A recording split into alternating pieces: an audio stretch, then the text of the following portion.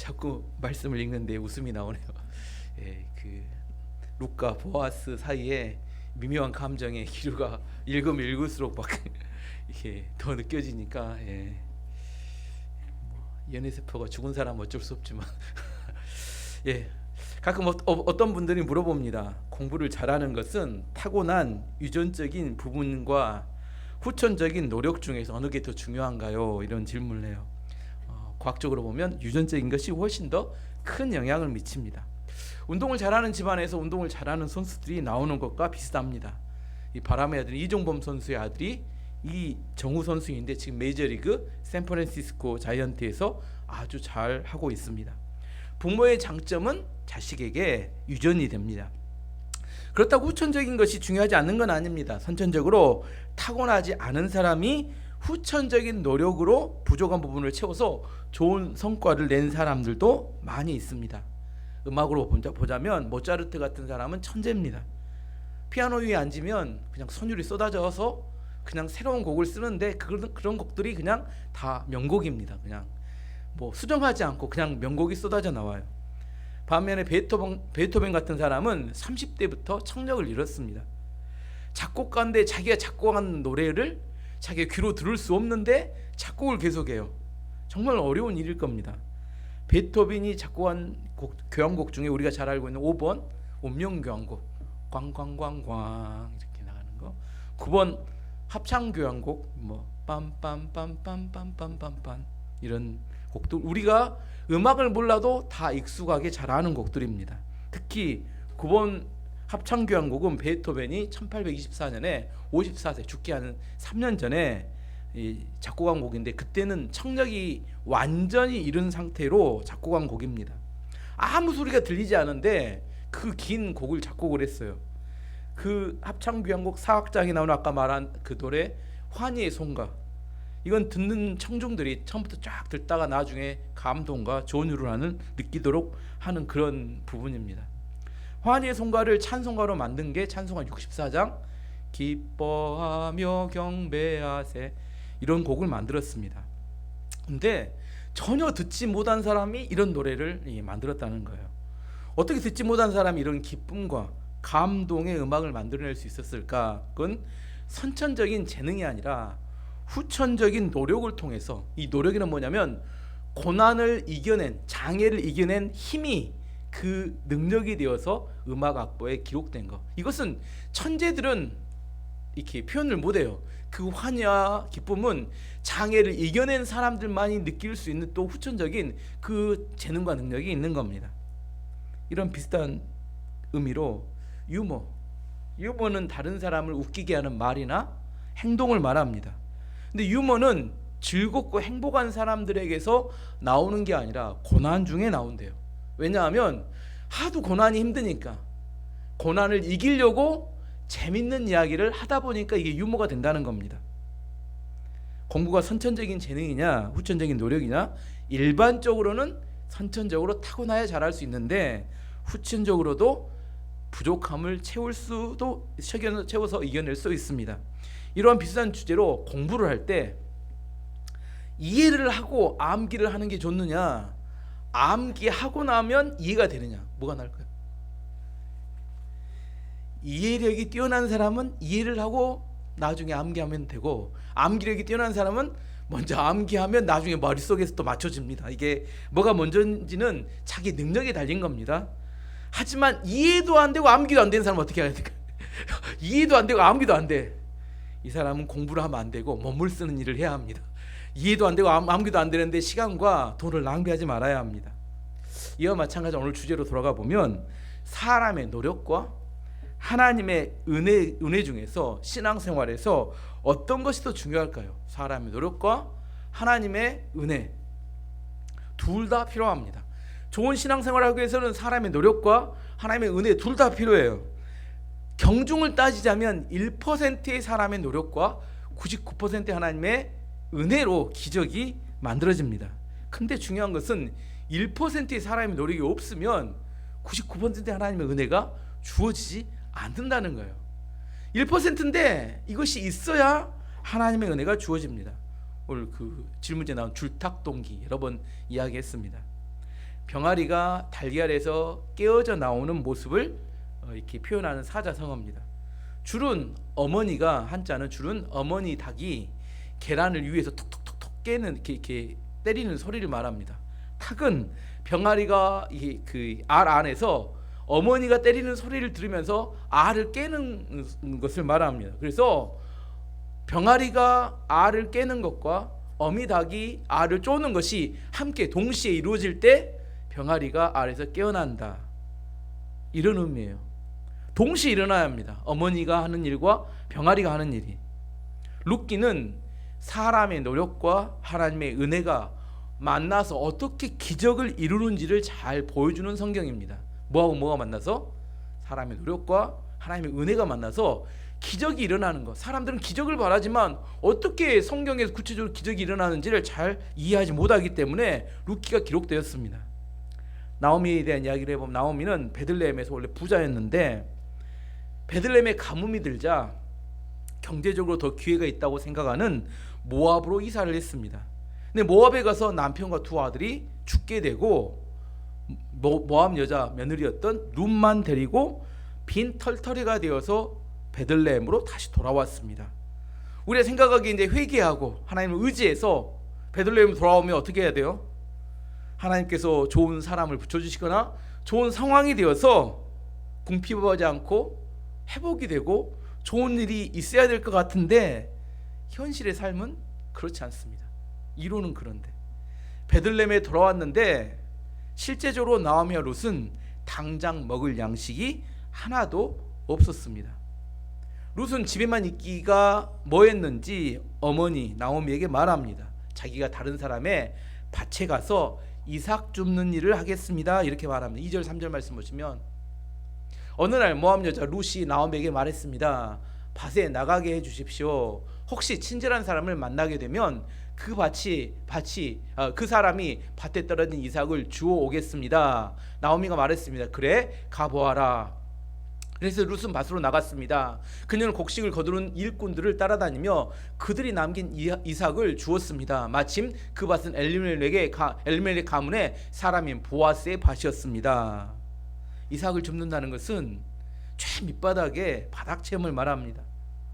먹을 양식이 없기 때문에 다른 사람의 밭에 가서 구걸하는 것과 비슷한 의미입니다. 나오미와 룻의 상황이 얼마나 절박했는지를 알 수 있습니다.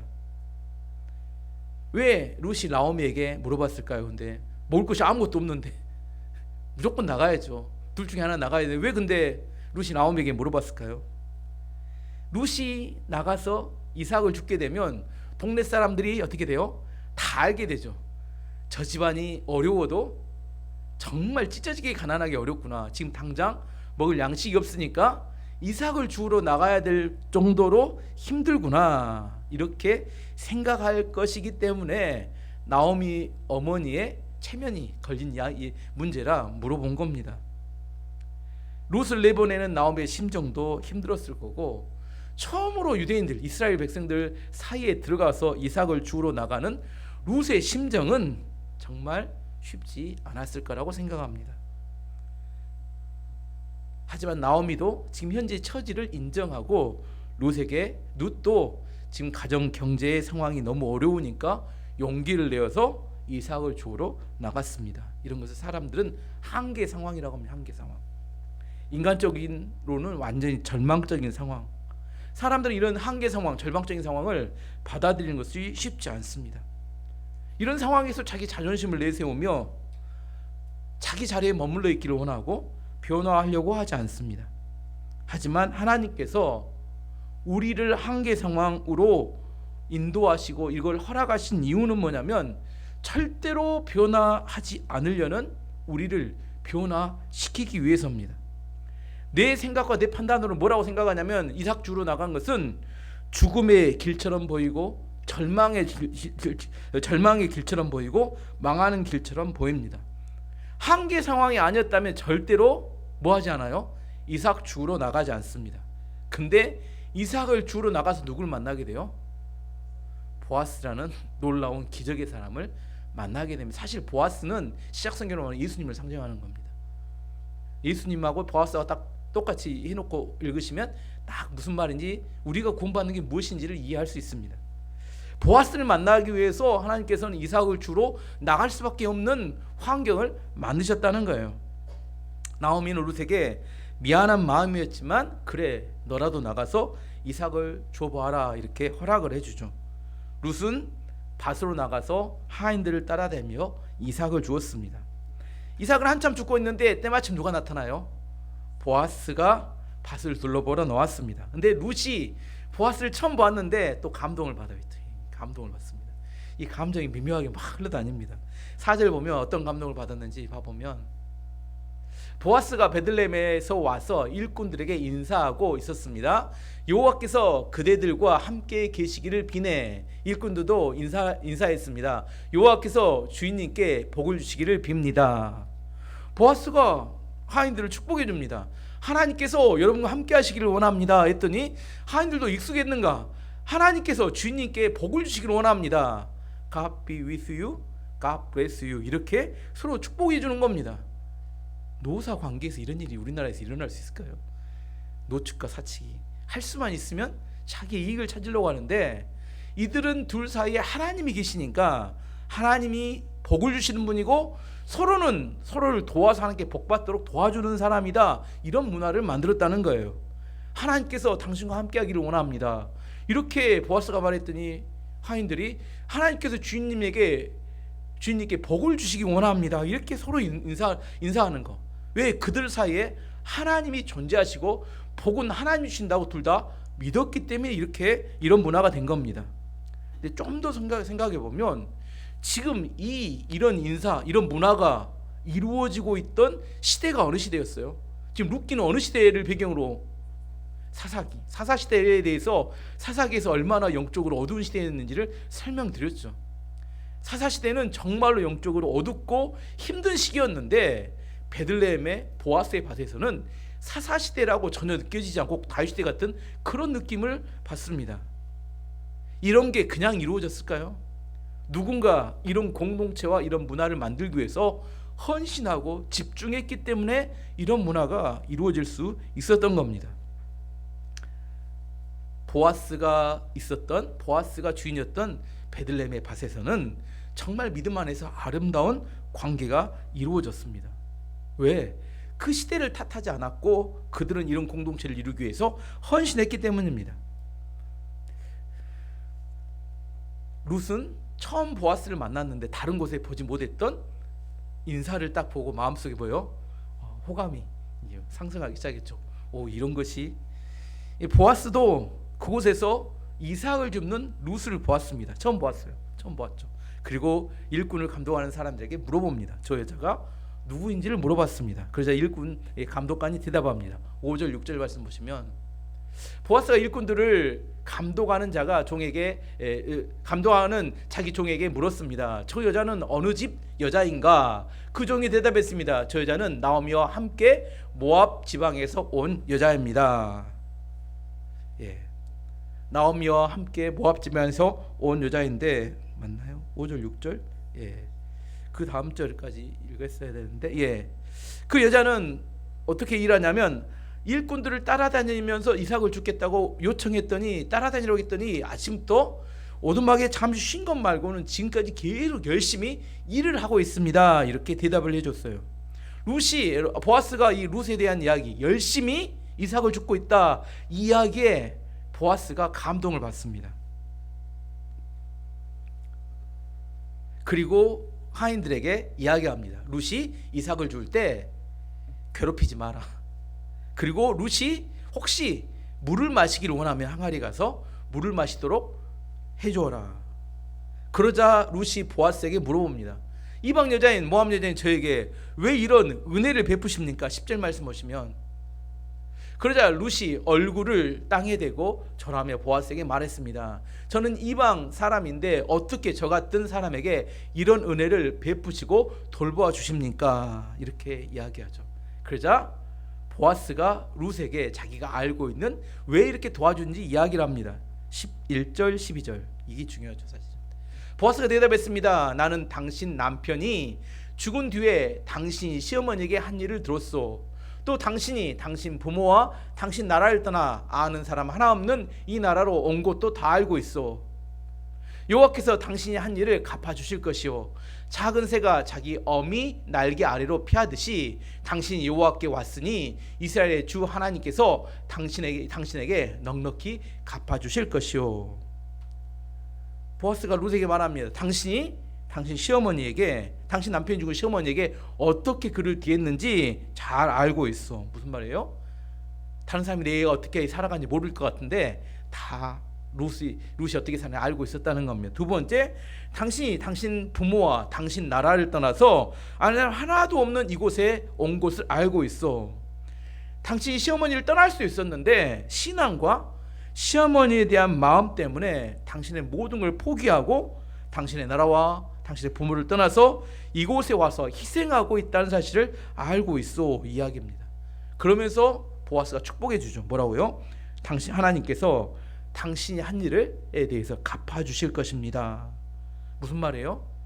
보아스가 내가 감동받아서 하나님의 이름으로 축복을 해주는 그런 이야기입니다. 왜 감동을 받았어요? 보아스가 이뻐서가 아니라 자기 한계를 뛰어넘어서 나오미를 보살피고 신앙을 위해서 희생하고 헌신하는 모습, 그리고 부지런히 일하는 모습에 대해서 감동받고 하나님께서 당신에게 그 헌신에 대해서 갚아주실 겁니다. 이렇게 축복해 주었습니다. 나중에 룻이 보아스와 결혼하고 하나님의 놀라운 축복을 받았던 이유가 무엇 때문일까요? 룻의 이런 희생적이고 헌신적인 삶이 있었기 때문입니다.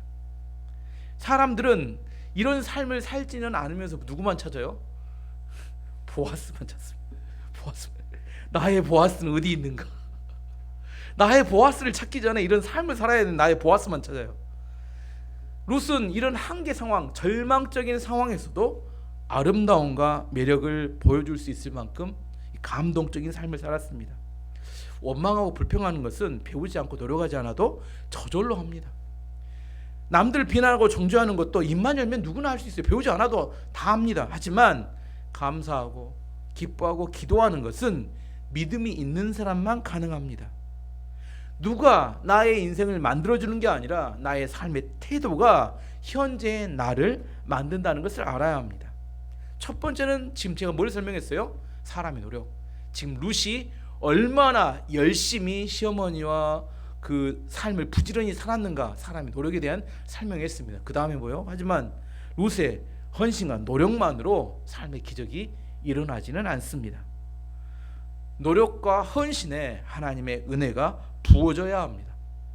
룻기를 보면 우연히 발생하는 사건이 너무 많아요.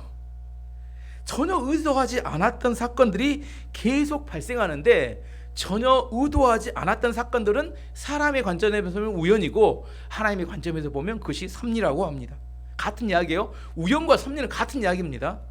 예를 들어서 룻이 이삭을 주우러 나갔는데 그때 그 밭이 보아스의 밭이었어요. 왜 그랬을까요? 아버님, 보아스의 밭이 아니라 다른 사람, 보이스의 밭이나 보사의 밭, 뭐 다른 사람의 밭이었으면 룻기는 기록이 되지 않았어요. 그 보아스의 밭이었기 때문에 이게 기록이 된 겁니다.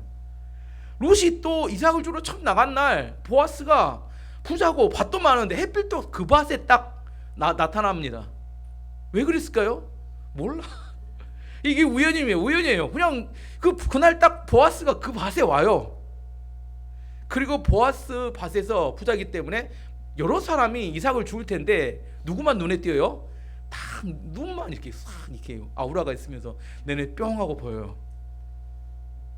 그리고 보아스의 마음이 룻에게 빼앗깁니다. 아무리 예뻐도 돌싱은 돌싱이죠. 한번 갔다 온 사람이고. 예. 근데 총각이었던 보아스의 마음에 감동이 옵니다. 일반적으로 계층이 있잖아요. 신분. 하류 계층의 사람이 상류 계층의 사람을 만나는 건 쉽지 않습니다. 대부분 신분이 비슷한 사람끼리 만나게 됩니다. 예를 들어서 창세기 보면 노예이자 죄인이었던 요셉이 바로 왕을 만나는 게 쉬웠을까요? 근데 하나님께서 바로 왕을 만날 기회를 만드시죠. 누구? 술 맡은 관원과 바로 왕이 꿈을 꾸면서 이게 죄수였고 노예였던 요셉이 바온 왕을 만나면서 요셉이 애굽의 총리가 되는 기적이 일어납니다. 룻이 보아스를 만나는 게 쉬웠을까요? 웬만해서 만나기 쉽지 않은 그런 인생들이 너무 달라요. 달라도 룻이 보아스를 만나기 위해서 만나게 하기 위해서 하나님께서 연결시킨 겁니다. 마치 꼭 이 장면을 읽어보면 이런 겁니다. 하나님께서 아담의 갈비뼈를 빼서 하와를 만드신 다음에 하와를 아담에게로 자꾸 인도하셔가지고 아담이 하와를 보더니 이는 내 뼈 중에 뼈요 살 중에 살이라, 이런 고백을 하도록 이렇게, 사실 지기들이 좋아서 했다고 생각하지만 뒤에서 누가 움직인 거예요? 하나님이 만들어가지고 딱 인도해서 만나도록 해준 이거와 똑같습니다. 이것이 지금 하나님께서 일하시는 방식이라는 겁니다. 하나님은 만남을 통해서 일을 풀어가십니다. 우리가 혼자 몸부림을 쳐도 해결되지 않던 일들이 어떤 만남을 통해서 일사천리로 해결되는 경우가 많습니다. 근데 우리가 사람들에게 만남을 통해서 이렇게 이야기하면 뭐라고 생각하냐면 우연히 의미 없는 만남으로 오해하는 경우가 있어요. 사실 만남을 통해서라는 가장 정확한 표현은 관계를 통해서가 맞을 겁니다. 관계라는 것은 그 사람의 삶과 인격을 포함하는 만남을 의미합니다. 보아스는 룻에 대한 좋은 소문을 들었고 좋은 마음을 가지고 있었는데 그날 종들을 통해서 룻이 부지런하게 일했다는 이야기를 들으면서 그 룻에 대해서 보아스가 호감을 갖게 된 겁니다. 만약 룻이 대충 살았는데 그날 만났다면 아무 일도 일어나지 않았습니다. 삶과 인격이 포함된 만남이었기 때문에 기적이 나타난 겁니다. 요셉이 대충 살았다면 바로 왕을 만났을지라도 아무 일이 일어나지 않습니다. 하나님께서는 만남을 통해서 일하시지만 그 만남은 인격과 삶이 포함된 관계를 의미한다는 겁니다. 보아스는 큰 부자였고 이삭을 줍는 룻에게 많은 혜택을 줄 수 있었습니다. 룻을 보고 그 혜택을 주고 싶은 마음이 들었어요. 그래서 이렇게 이야기합니다. 8절 9절 말씀 보시면 보아스가 룻에게 말했습니다. 여인이여 나의 말을 잘 들으시오. 이삭을 줍기 위해 다른 밭으로 가지 말고 여기에서 주시오. 내 일꾼들을 뒤만 따라다니시오. 그들이 가는 밭을 잘 보고 그 뒤를 따라가시오. 나의 일꾼들에게 당신을 건드리지 말라고 일러 두었소. 목이 마르거든 물 항아리에 있는 곳으로 가서 일꾼들이 길러온 물을 마시도록 하시오. 딴 데 가지 말라는 거예요. 아마 이삭 줍는 일이 험한 일이었던 것 같아요. 혹시나 다른 일꾼들이 건드릴 수 있으니까 다른 데 가지 말고 여기만 잘 따라다녀라. 그리고 일꾼들에게 건드리지 말도록 명령해놨기 때문에 안심하고 따라와도 좋다. 그리고 물은 떠놓으면 그 일꾼들은 먹지만 그 이삭 줍는 사람들에게는 고난이 없어서 못 먹어서 먹으려면 멀리 우물까지 가서 먹고 와야 되는데 물 항아리에서 물을 마셔도 좋다. 이렇게 이야기하죠. 그리고 14절에서 17절까지 또 한번 다 보면 식사할 시간이 되자 보아스가 룻에게 말했습니다. 이리 오시오. 같이 먹읍시다. 자, 빵을 이 초에 찍어 드시오. 룻이 일꾼들 옆에 앉자 보아스가 룻에게 볶은 곡식을 주었는데 룻이 배불리 먹고도 남을 정도로 많았습니다. 룻이 이삭을 주우려고 일어나자 보아스가 일꾼들에게 말했습니다. 저 여자가 곡식단 사이에서도 이삭을 주울 수 있도록 내버려 두고 쫓아내지 마라. 이 정도 되면 추수 아닌가? 또 단에서 이삭을 조금씩 떨어뜨려서 일부러 떨어뜨려서 이삭 줍기가 아니라 곡식 줍기가 돼버리는데 저 여자가 주울 수 있게 하고 여자를 꾸짖지 마라. 이 정도 되면 플러팅이 맞죠? 룻은 저녁까지 그 밭에서 이삭을 주었습니다. 주운 이삭을 떨었더니 보리가 한 에바쯤 나왔습니다. 한 에바는 20kg입니다. 22kg면 이게 두 여자가 몇 달을 먹어도 될 만큼, 우리 여러분 쌀 20kg 하면 오래 먹잖아요, 가족들이. 지금 뭔 이야기인지 아시겠죠? 지금 이 둘 사이에서 이렇게 갑자기 식사를 초대해가지고 뭐 초를 쳐서 이렇게 주고, 그리고 막 이삭 줍기가 아니라 곡식 줍기처럼 뭐 일반 사이로 다니면서 주우라고 일부러 막 이렇게 곡식을 흘려주라고. 차라리 그냥 곡식을 주지. 아닌가? 예. 읽다가 한참 뭐 웃음이 나와요. 읽고 있으면 애들 장난도 아니고 지금 역시 사랑은 유치해야 이렇게 더 이렇게 의미가 있는 것 같아요. 어쨌든 이걸 뭐라 해요? 지금 그 보아스가 그 룻에게 해주는 것을 이걸 은혜라고 합니다. 은혜라고. 룻이 아무리 열심히 했다고 얻을 수 있는 것이 아닙니다. 룻의 헌신과 노력에 감동했던 보아스가 베풀어 주었던 것은 은혜였습니다. 룻이 하지만 이 보아스의 은혜도 룻의 헌신이 없었다면 보아스의 은혜도 없었을 것입니다. 우리가 믿음으로 살아간다. 우리 믿음으로 살아가면 더 많이 얻을 것처럼 생각하지만 그렇지는 않습니다. 우리가 믿음으로 살면 하나님께서 그 믿음을 보시고 99%의 하나님의 은혜를 베풀어 주셔서 놀라운 열매를 맺게 되는 겁니다. 룻이 그날 열심히 주어서 많이 곡식을 얻었을까요? 22kg를 어떻게 얻었어요? 보아스가 흘러주니까, 이 이삭죽기가 아니라 자꾸 이렇게 주스라고 뿌려주니까 이게 그만큼 얻은 거지, 이삭을 주어서 그렇게 얻을 수 있는 건 아닙니다. 열매는, 놀라운 열매는 어떻게 얻어요? 은혜가 주어져야 99% 은혜로 얻는 겁니다. 보아스가 그렇게 해줘서 얻은 겁니다. 신성 로마 제국에 루드릭이라는 황제 비서실장이 있었다고 합니다. 루드릭 황제 비서실장은 공작 귀족이었고, 이 사람은 황제 모르게 부패한 짓을 해가지고 착복하는, 자기 이게 부패한 사람, 좋은 사람이 아니었습니다. 그래서 주변 사람들이 다 이 루드릭을 싫어했어요. 이 사람이, 루드릭가 어느 날 이렇게 사냥을 나갔는데, 사냥을 나가서 작은 교회를 하나 발견합니다. 그리고 작은 교회에 가서 앉아서 기도를 해요. 근데 이 사람이 또 무슨 마음이 들어요? 회개 기도를 했습니다. 하나님, 그동안 제가 교만하게 살았던 것 같습니다. 그래서 인심도 잃고 이게 제 꼴이 뭡니까? 이런 넋두리와 함께 이런 회개 기도를 했던 것 같아요. 그러다가 기도를, 이런 사람도 기도 길게 못하죠. 기도하다가 눈을 딱 떴는데 빛이 쫙 들어오더니 예수님 상 옆에 아라비아 숫자 3이 딱 보이더래요. 아라비아 숫자 3. 그래서 이상하다 하고 눈을 막 비비고 다시 딱 봤더니 사라져버렸어요. 뭔가 이게 잘못 보이는가 보다. 근데 또 해석이 재밌습니다. 또 믿음이 없는 사람이 또 해석을 이렇게 했어요. 하나님이 내가 죄를 많이 져서 3일 후에 낙을 죽이실랑갑다. 3일이구나, 이렇게 생각했어요. 그래 또 눈물로 또 이렇게 이야기합니다. 내가 그동안 잘 살걸, 3일밖에 안 주시네.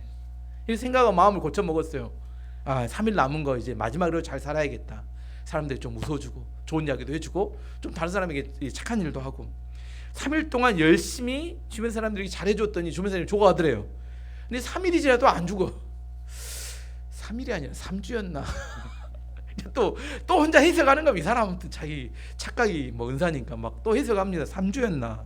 또 3주 동안 열심히 웃어주고 좋은 말 해주고 선대해주고, 근데 또 3주가 지났는데도 안 죽어요. 이 석 달이었는가 보다. 또 이제 또 다시 생각합니다. 석 달을 다른 사람에게 선대해줬는데 또 안 죽어. 그럼 이제 웬만하면 포기해야지. 또 잘못생. 근데 또 이제 고집이 있어요. 또 이런 사람일수록. 이제 3년인가 보다, 이렇게 생각했어요. 3년이었는가 보다.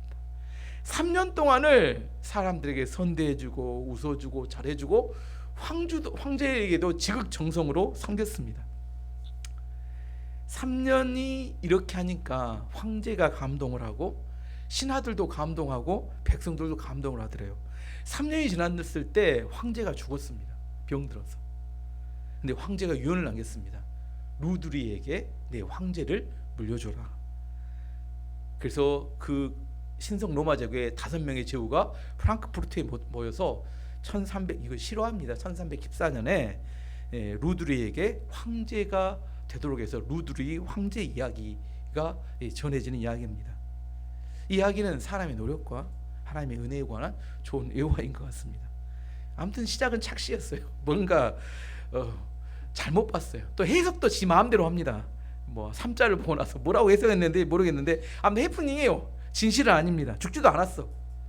근데 자기에게 주어진 시간과 자기가 만난 사람들에게 최선을 다해서 희생하고 헌신하니까 사람들도 감동하고 하나님도 감동해서 은혜를 베풀어 주시더라는 겁니다. 이 시대 성도들을 보면 꼭 욕심쟁이 같이 희생 없는 영광을 추구합니다. 하나님을 믿는데 매력이 없고 영광도 없어요. 믿음이란 내가 하나님을 인정하기 때문에 이 땅에 조금 손해보고 사는 것을 말합니다. 손해도 많이 보진 않아요. 근데 약간 손해보는 것을 말합니다. 그래서 내가 헌신하고 희생할 때, 룻처럼 헌신하고 희생하게 될 때 사람들이 감동하고 하나님이 감동해서 그에게 은혜를 베풀어서 기적이 나타나는 것을 말합니다. 룻과 같이 나에게 주어진 상황, 나에게 주어진 사람들에게 최선을 다할 때 하나님께서 놀라운 은혜를 부으셔서 우리에게 놀라운 열매를 맺게 하십니다. 2025년 안에 누과 같은 놀라운 축복과 은혜가 있는 한 해가 되기를 축원합니다.